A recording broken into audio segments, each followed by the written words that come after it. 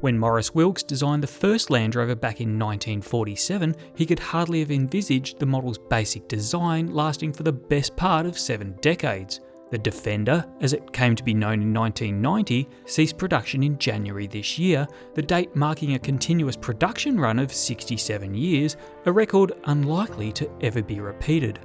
Australia's love affair with the Land Rover really does stretch back to day dot, when the government began purchasing the Series 1 for use in civil engineering projects such as the Snowy Hydro scheme.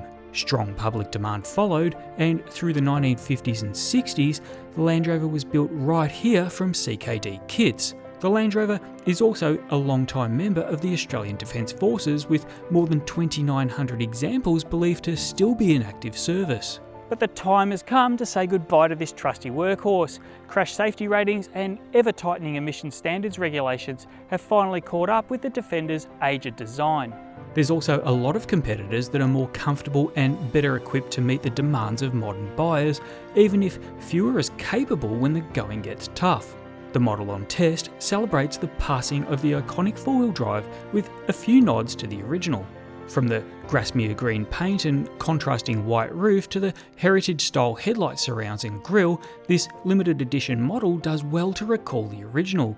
Touches including the metal-look hinges, pressed steel wheels, and almond-coloured seats evoke a sense of nostalgia. In fact, if you squint hard enough, you could be forgiven for thinking you'd travelled back in time. Power comes from a Ford-sourced 2.2 litre turbo diesel. The unit is matched to a 6-speed manual transmission and old-school transfer case. There's no electronic trickery here. It's a simple setup, but one that, through decent gearing, offers acceptable on-road performance and impressive towing capacity. Well, compared to modern four-wheel drives, the Defender is pretty slow, and on the highway it's pretty uncomfortable. You really have to work at this car. You've really got to push the pedals. The steering, despite being power assisted, is a little bit heavy, and you've got to work that gearbox. You've really got to make sure it's in gear before you pop the clutch back out. But you know what? I've spent the entire week just driving with a grin on my face. There's something about this car. You're driving what is an off-road icon, and off-road is probably the best place to enjoy this car, because it's certainly not on the highway like this. But in spite of its links to the past and its legendary off-road capability, the Defender is a vehicle with a rather narrow focus.